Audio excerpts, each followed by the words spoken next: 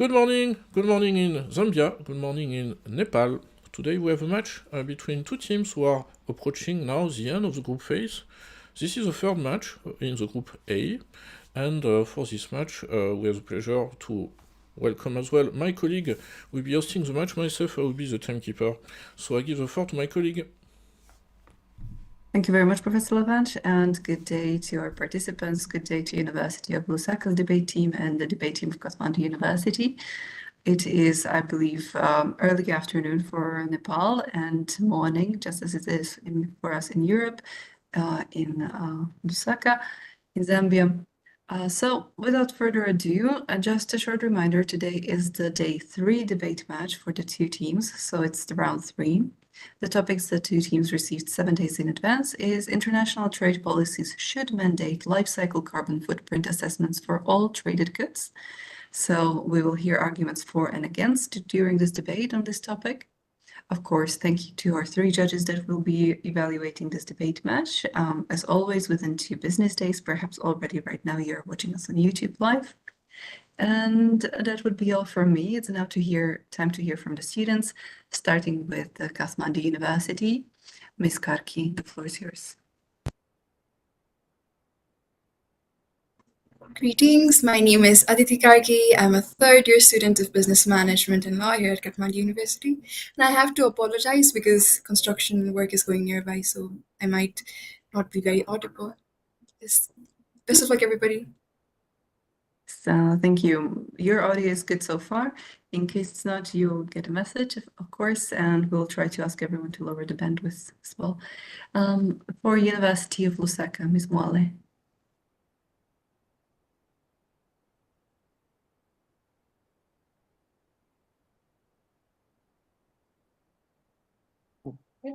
Good morning. My name is Mwamambula, and I'm a third-year law student here at the University of Lusaka, and I'm so happy and excited to be here. Thank you and welcome. For Kathmandu University, Ms. Tapa. Hello everybody, I'm Ochashvi Thapa. I'm a third-year law student in Kathmandu University School of Law, and I'm really excited. I'm looking forward to this debate. I wish both the teams a very good luck. Thank you. Thank you and welcome. For University of Lusaka, Ms. Kalua.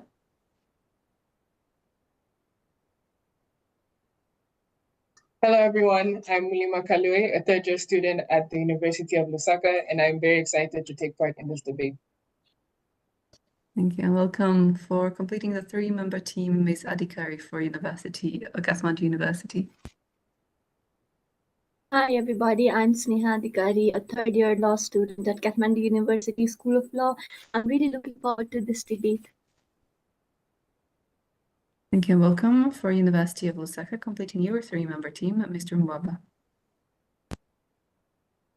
Good morning everyone, my name is Zwani Mwale, and I'm excited to be part of the final match in our group. I'm wishing everyone the best of luck as we conclude today. Thank you and welcome. So I will be passing the floor to my colleague who will share his screen shortly. You will see the allocation of positions, of course, and then you will have 5 minutes for your final preparation. When you will see during the debate, we'll start with the team in favor, and best of luck. Yep, so now I will share my screen in a few seconds, so everybody will be able to see the wheel.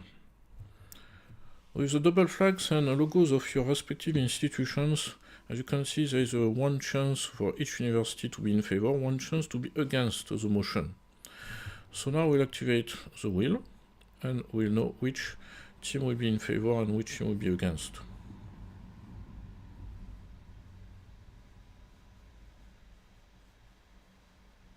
So for this match, this is University of Lusaka will be in favor and will be starting with the first introduction. As a consequence, that will be Kathmandu University will be against the motion. So it means concretely, the University of Lusaka will defend the position that international trade policy should mandate life cycle carbon footprint assessments for all traded goods, while the Kathmandu University will defend the position that international trade policies should not mandate life cycle carbon footprint assessments for all traded goods. So So now you have 5 minutes to review your notes, and then we'll hear the introduction by the team from the University of Lusaka.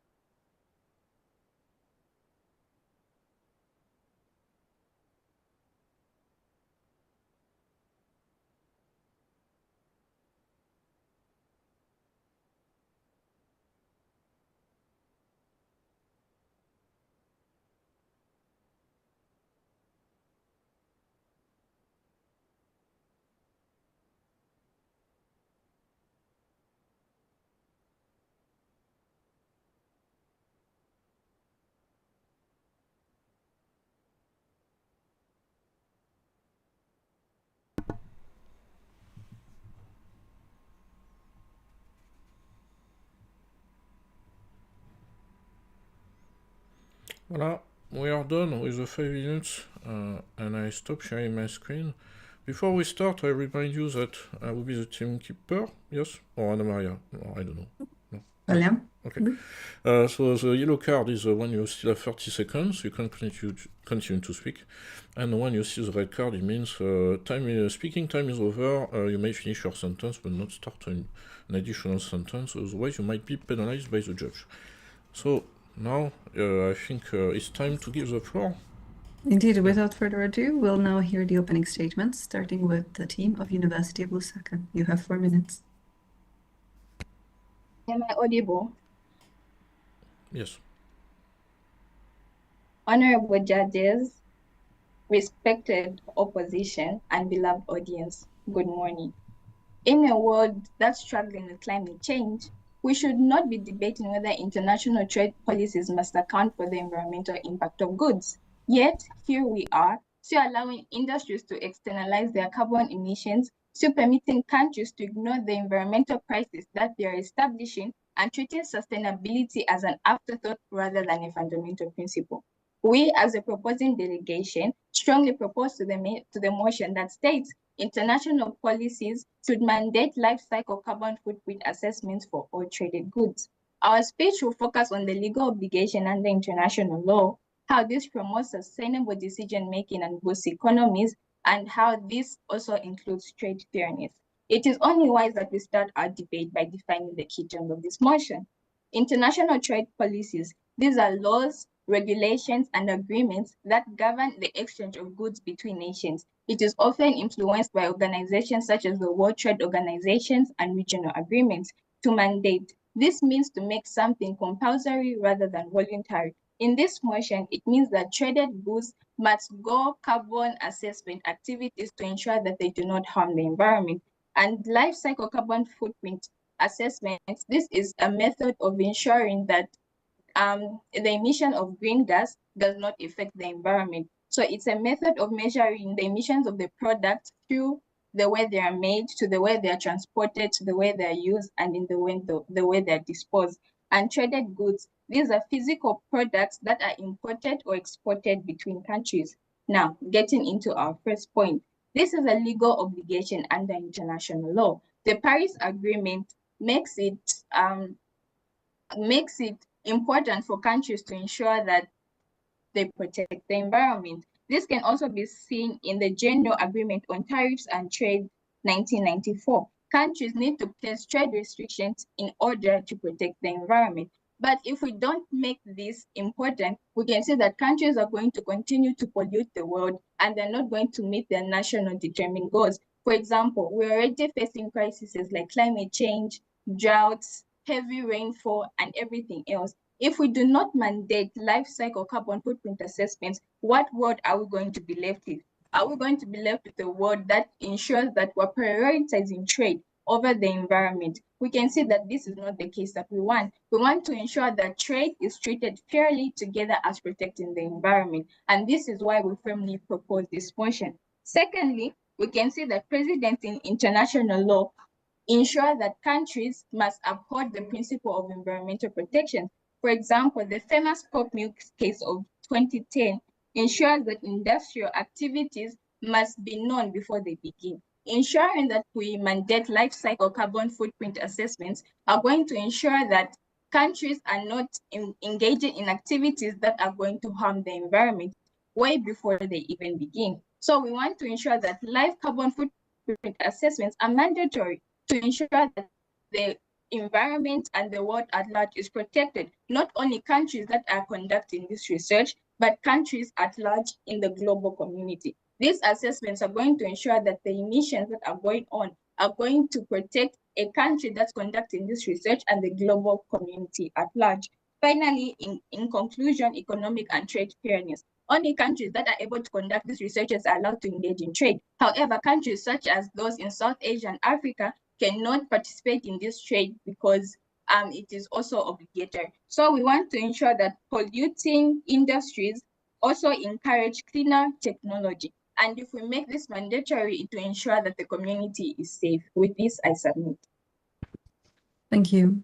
Thank you for your submission. We'll now hear the opening statements for the against position by the Kathmandu University debate team. You have 4 minutes. Am I audible and visible?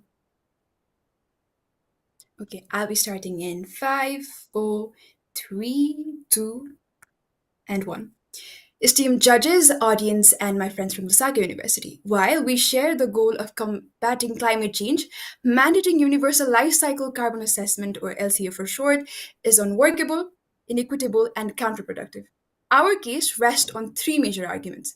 My argument is that assessment alone does not reduce emission. Additionally, I will also highlight the challenges in accurate life cycle carbon footprint calculation. My teammate Sneha will discuss on costly and resource-intensive impact on mandatory LCA for developing nations, and my final speaker, Ojasvi, will argue against how mandating specific assessment could stifle innovation by limiting flexibility, adopting better solution. Now, let me present my argument in 3 major sections. First, assessment alone does not reduce emission. While carbon footprint assessment provide valuable data on emission, they do not by themselves lead to emission reduction without accompanying policies and enforcement mechanism. Assessments merely document emission without driving change. To support this argument, I cite 2 cases. First, Earthlife Africa versus Minister of Environmental Affairs, where the court ruled that environmental assessment for a coal plant failed to consider climate impact, proving that assessment alone are insufficient. Second, case from Netherlands known as Shell case, where the Dutch court ordered Shell to cut emissions by 45% by 2030. But an appeal overturned this decision, showing that without strict enforcement, assessment and legal mandates may not lead to real emission cuts. Now, my second point of disagreement with the proposition team is challenges in accurate life cycle carbon footprint calculation. Calculating the carbon footprint of a product throughout its life cycle is complex due to a variety of reasons. Variation in production process, supply chains, human resource standards, and regional differences in energy sources. These variations can lead to inaccuracies in assessment, which not only undermines their reliability, but also undermines its effectiveness. I would also like to point out that LCA has generated more space for lobby and fraud. To support this argument, I cite the case of Kenyu Kombe and Sequest Capital. So Sequest Capital, led by its CEO Kenyu Kombe, aimed to reduce emission by distributing efficient cook stove in Africa and South Asia. When the stoves failed to meet projected emission reduction, company executive allegedly falsified data to claim carbon credits fraudulence, resulting in approximately 250 million in funding. This case highlights the challenges and potential for manipulation in accurately assessing carbon footprints, further proving my point of complexity. Thirdly, instead of mandatory LCA, we propose 3 effective solutions for carbon mitigation. First is global carbon pricing, which is proven far more effective, as seen in Chile, where carbon taxes reduced emission by 20% without the need for LCA. Second is renewable energy investment, which the European Central Bank estimates can cut emission by 24% with minimal economic impact by combining carbon pricing with renewable energy. Third is sector-specific targets, where focusing on high-emission industries like steel and cement offers a more targeted and efficient approach. In conclusion, mandating universal life cycle carbon assessment is impractical, prone to inaccuracy, and fails to guarantee real emission reduction. We and our team urge a shift towards more effective solutions like the ones that we have proposed. And with this, I submit. Thank you. Thank you for your submission. This marks the end of opening statements. We'll now start with the first rebuttal. Starting with the team in favor, University of Lusaka, you have 2 minutes.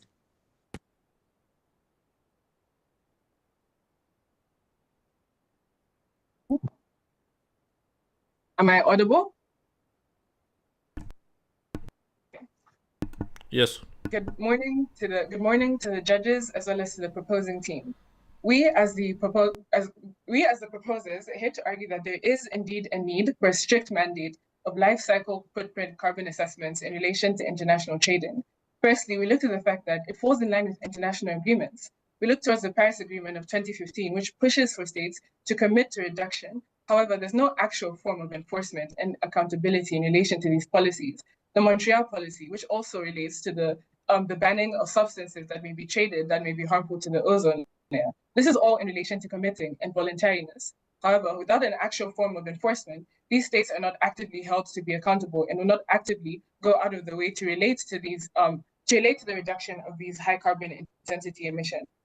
In addition to this, we're looking towards the fact that while we're trying to argue towards we're looking towards the fact that we're not trying to argue against how this is all about flexibility. We're arguing towards strict mandates. These strict mandates ensure that these states will not be able to look towards, for example, the overturned case that was mentioned, the fact that these states are not actively held to a position where they cannot go against these high carbon assessments. We look towards the fact that the EU itself is already implementing forms of high carbon intense emissions through the carbon management assessment mechanism. We're looking towards precedent being set in reducing these emissions through taxation. And we're out here leveling the trade markets through these strict mandates, ensuring that states that may be developing and states that are developed are held towards the same level of accountability. And that now that we have a strict and streamlined framework, these states will be able to know that, firstly, we have these products that are required to emit this set amount of emission, and what we're supposed to do in relation to the fact that we should not have any form of environmental degradation. In this, we're ensuring that polluting industries are not attracted to these weaker environmental states. We're ensuring environmentalism. Thank you. I rest my case. Thank you. We'll now hear first rebuttal for the against position by Kathmandu University. You have 2 minutes. Am I audible?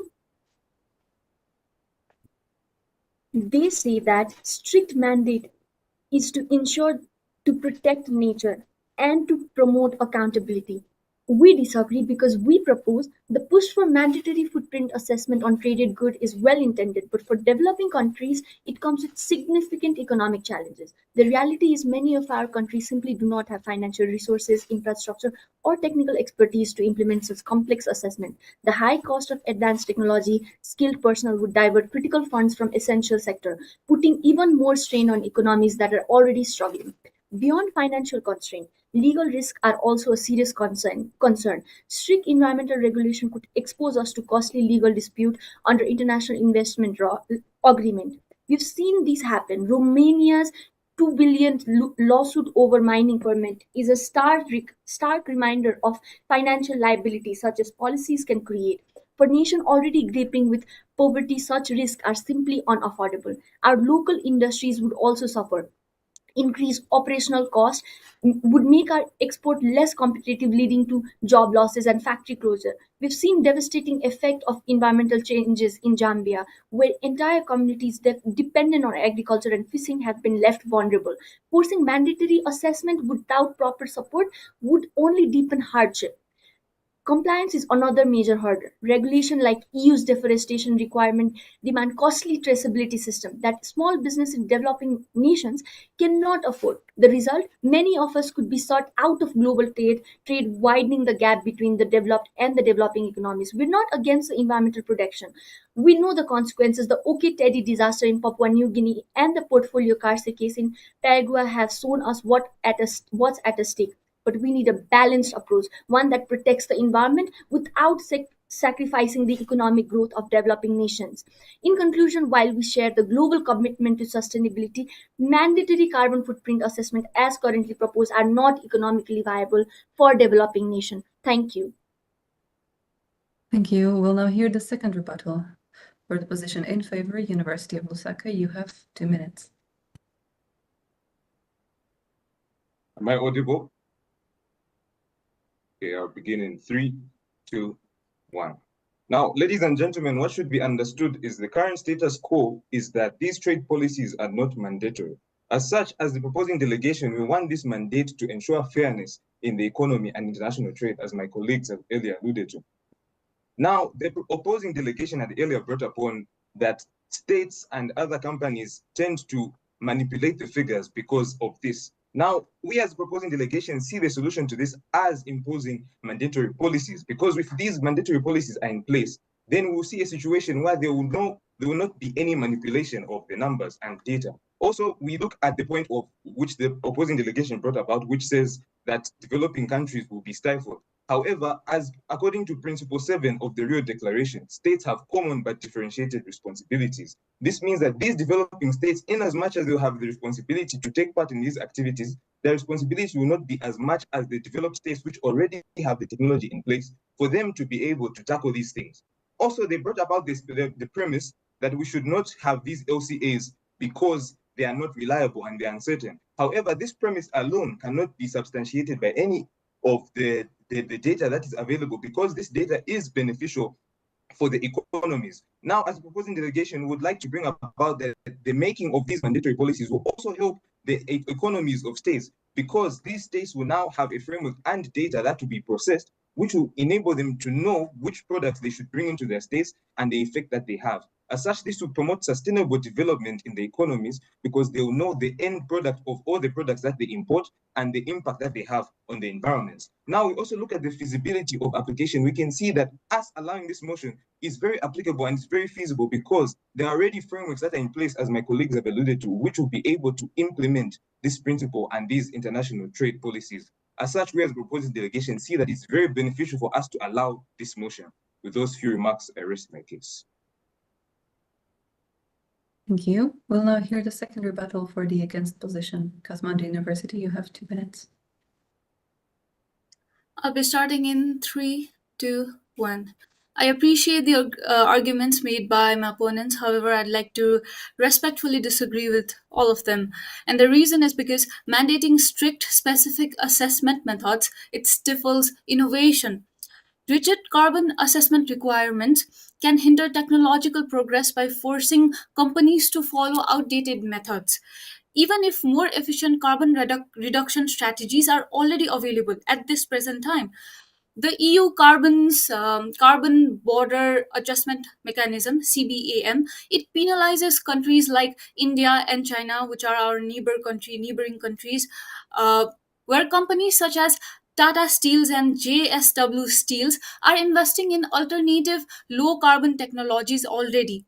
However, CBAM fails to recognize this step, and it continues to apply outdated emission benchmarks, failing to account for these companies' actual reduced carbon footprints and the innovative technologies that they are already adopting as we speak.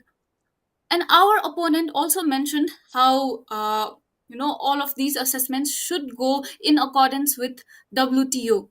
But legal disputes over CBAM and a lot of different policies are already emerging, with concerns about potential violations of WTO's non-discriminatory principles, which happens to be mentioned in Article 3 and Article 20 of GATT, as well as the TBT, Technical Barriers to Trade Agreement, which warns against the policies that create unnecessary trade restrictions.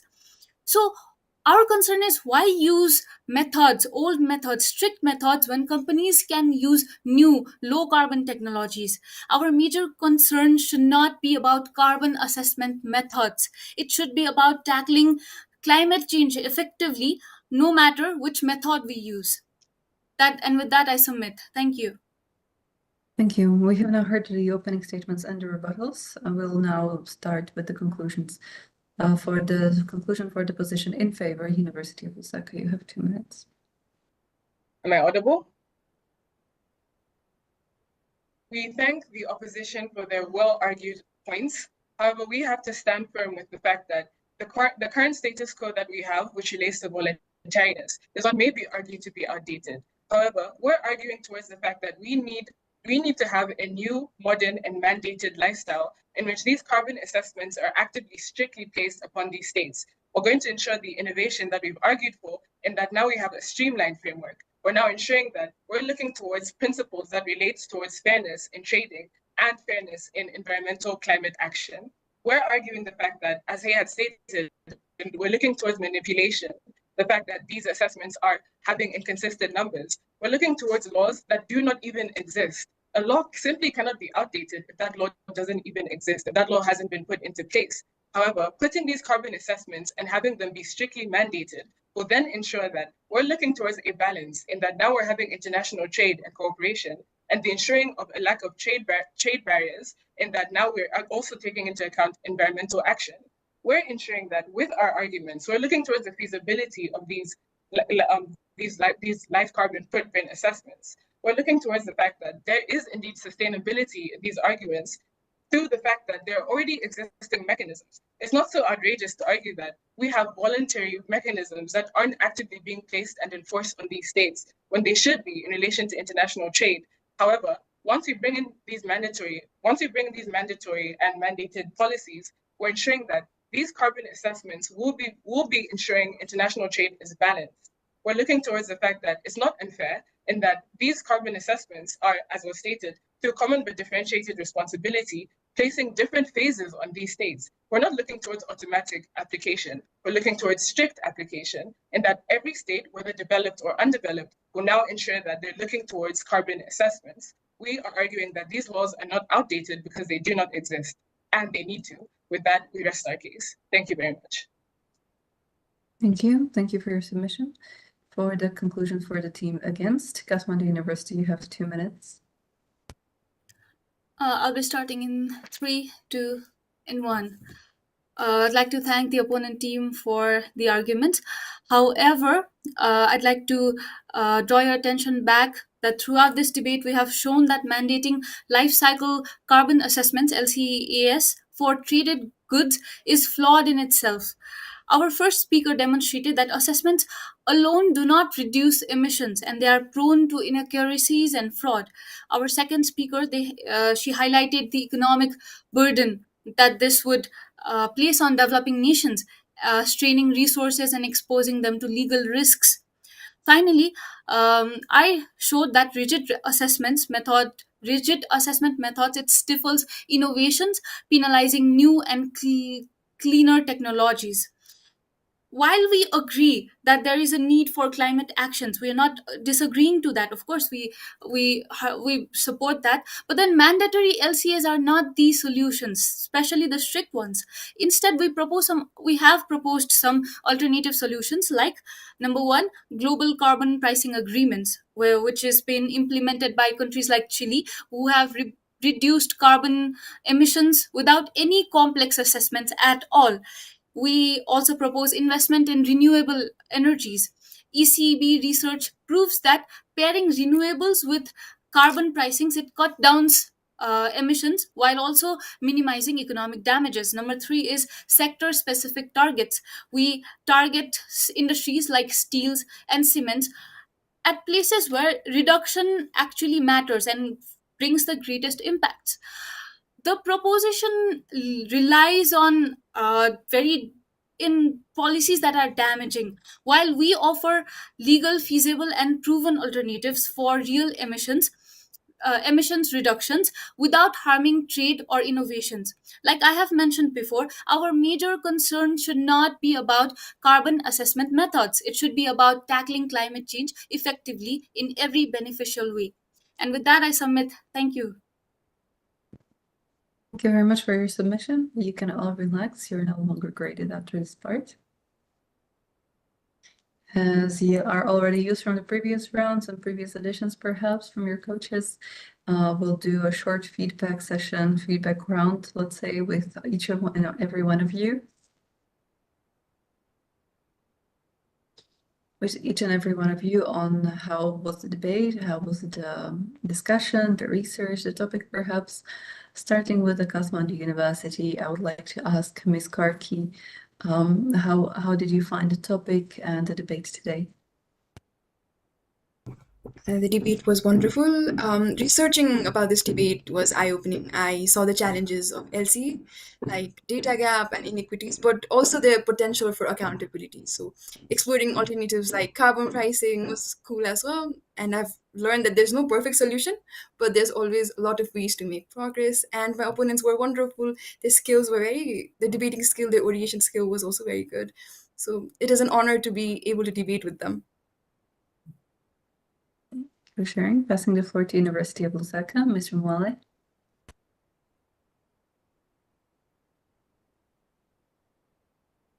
Okay, thank you.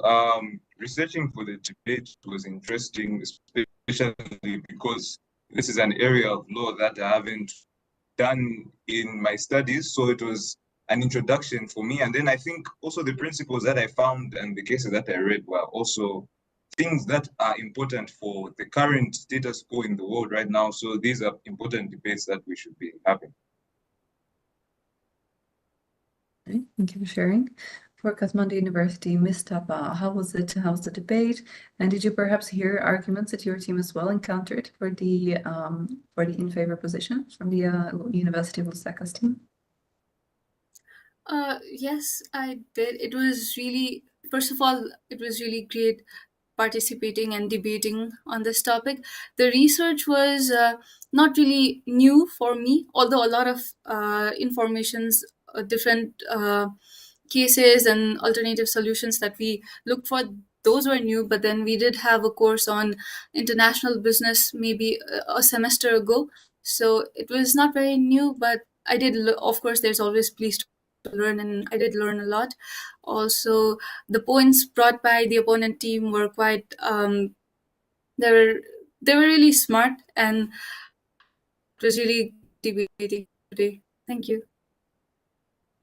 Thank you for sharing. For University of Lusaka, Ms. Kaluwa, how was the debate for you? And did you perhaps hear some familiar arguments for the against position that your team also encountered during research?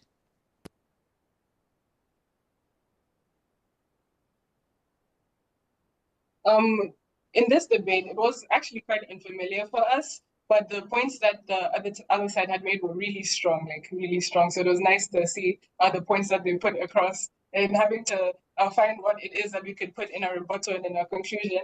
So though it was unfamiliar, it was an interesting aspect of law. And I appreciate the arguments that they had put forward because they're really good. They're really good points. Thank you. Thank you for sharing. Ms. Adikari, how was it for you? Anything that you would maybe find different from the previous debates to this one?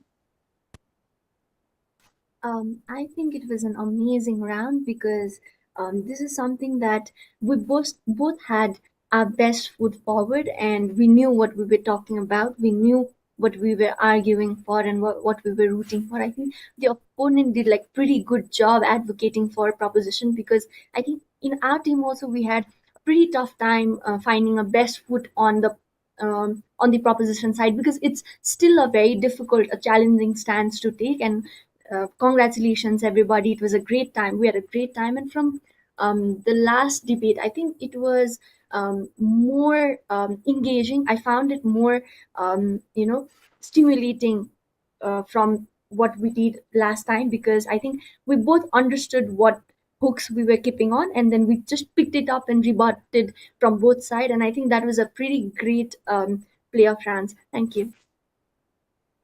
Thank you. Thank you. The same question to Ms. Mwaba for University of Lusaka. How was the debate for you, and how was it compared perhaps to the previous debates for you? I think for myself personally, this was the most challenging debate that we've had. The opposition was really, really good. Their points were literally all the points we had for opposition. I was sweating while they were speaking. They did really well. Their research was great. And yeah, we enjoyed this experience because this isn't really a course that we do here at the University of Lusaka. So it was good to research on and to add on the information we know. Indeed. Thank you for sharing, everyone. Before I pass the floor to my colleague, maybe just a quick, at least one networking question for the two teams from my side. And that would be, what we have had 3 different areas of law already in the group phase that you have encountered. Is there perhaps already a favorite for you, either from your studies or maybe from the topics that you have encountered during the debates, that you would maybe like to further practice in, or maybe pursue academia in legal research further on? I already see Ms. Adikari nodding, so maybe I'll pass first the floor to you and then to your team members, and then afterwards to University of Lusaka.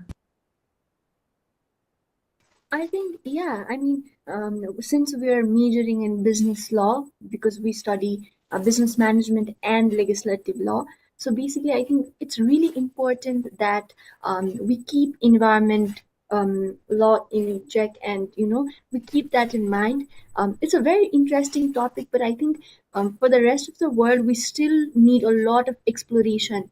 I think the laws that we have right now are not enough, and I think to practice law at this point of time in Nepal as an environmentalist lawyer is quite difficult because we lack law first. Second, it's quite a quite a topic that's not been touched because we still struggle with economic burden and poverty and education. But I think I look forward in catching up into that route because I think I've enjoyed this topic a lot during the research from very first motion. I think it was a great.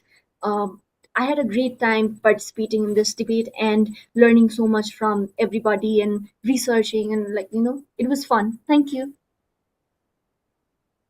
Thank you. Ms. Tapa, Ms. Karki.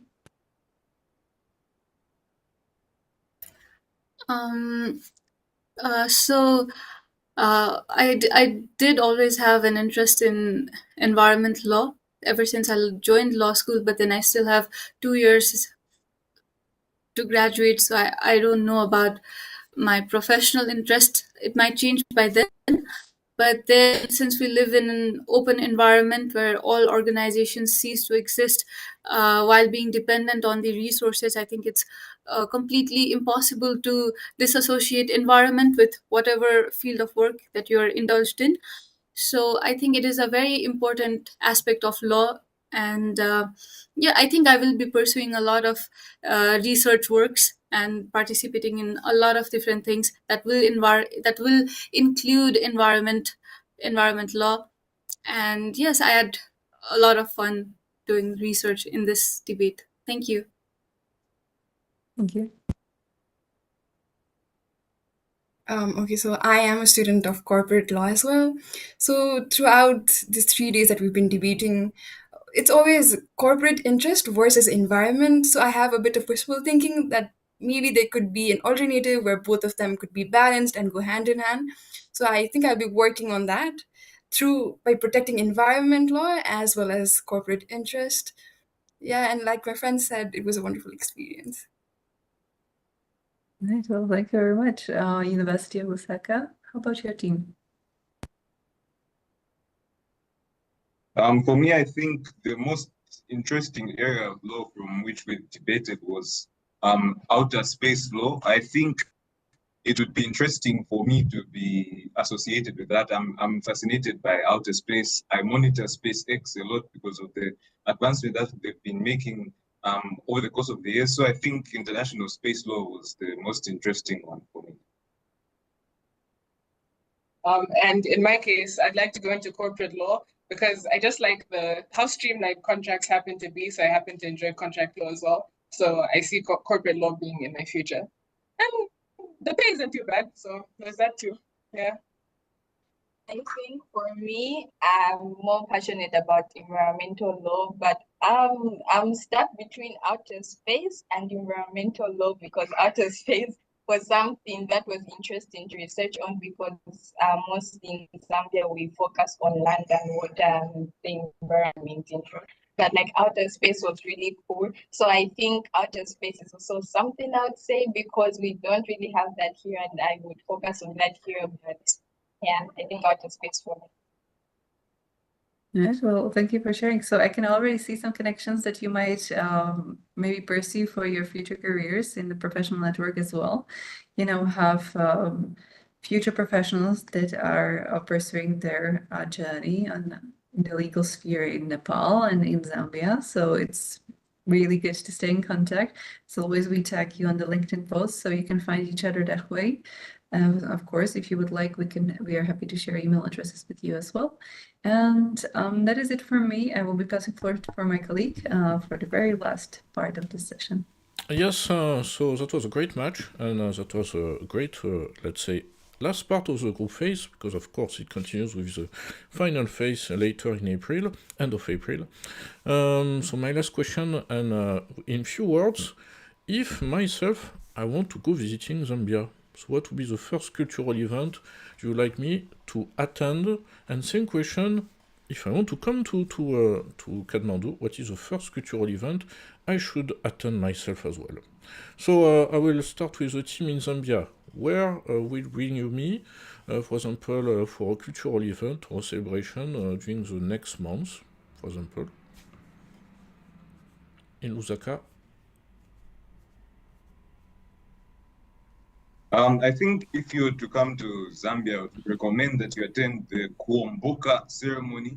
It's the traditional ceremony of the Lozi tribe that we have, where the tribe moves from the floodplains to where there's dry land, because at that point in the season, the floodplains get flooded because of water.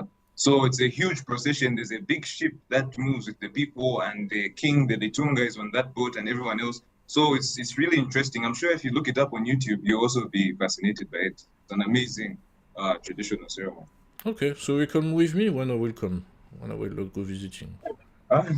You said you share the email, so I'll send you a message. Okay, I will.